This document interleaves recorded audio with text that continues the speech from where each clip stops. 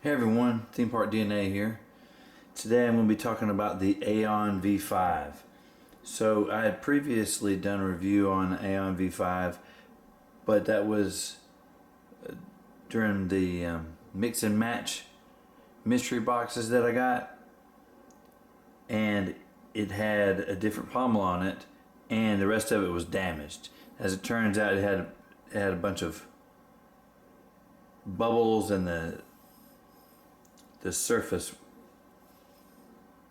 didn't look all that good, although it was already kind of pre-weathered, but it had a very kind of a matte finish to it. And as it turns out, it was a freebie, so I didn't pay for that one anyway, so really no complaints. But this is the first time I've gotten a proper Aeon V5, and I just wanted to talk about it real quick. So going through the numbers, this saber is 12.5 inches long and 1.45 inches wide. I really do like this pommel. It's a big improvement. I think it makes a big difference over the plain pommel that came with the mix and match version that I got. I particularly like how the pommel shape matches the shape of the claw, where it's flat and then curves downward and comes to a point. And here again we have a little flat point here, and it curves inward and comes to a point kind of at the end. Really nice touch. The black and silver pommel would look good on any saber, I think. Moving up to this grip section, very similar to a grenade grip section. Good positive grip, feels good. Got a good choke point here. AV switches and emitter windows are standard on all of the V5 models. We've got the claw. So I talked about this on the Dark Initiate LEV5 that I recently reviewed, and really this one is no different.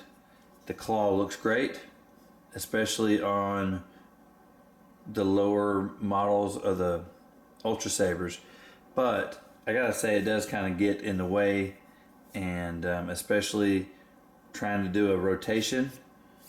If you're one-handing down here, you're completely fine, everything's fine. And this is a big enough saber at 12.5 inches that you can still hold it below the claw without really any problem.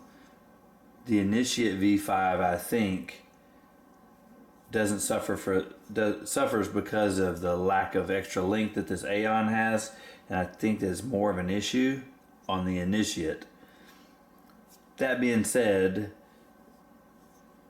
if you get pretty aggressive with your movement, if you're dueling with it, or if you just like rotations, I feel like this is going to be uncomfortable. It's going to catch your hands, and in the right context, it may get painful. So it is possible to take the claw off and flip it around. I mentioned this in the Dark Initiate video. I've seen several people do it. I've not done it yet. A buddy of mine did it and showed me a video, and all he did was take a screwdriver and put some blue tape on the end of it, and a pair of pliers and put some blue tape on the end, and he just pried this off. So this isn't held in by a pin or by glue. It's just a friction hold. It's just kind of pinched in here. So all you have to do is just use here or behind here as leverage, and you can remove this, flip it around. This section is kind of flat right here, would end up just past here, so it comes up a little higher than the bottom of this claw does, and the part that's going to come in contact with your hand is going to be a much more comfortable angle. Non-issue. Still looks really good, And I think in the future I may end up doing that just to say I did it. What do you think about the Aeon V5? Let me know in the comments below. If you haven't subscribed, please subscribe. We've got another giveaway coming up at 750 subscribers. If you like this content, let us know with a thumbs up. That's going to do it for today. Thanks for watching.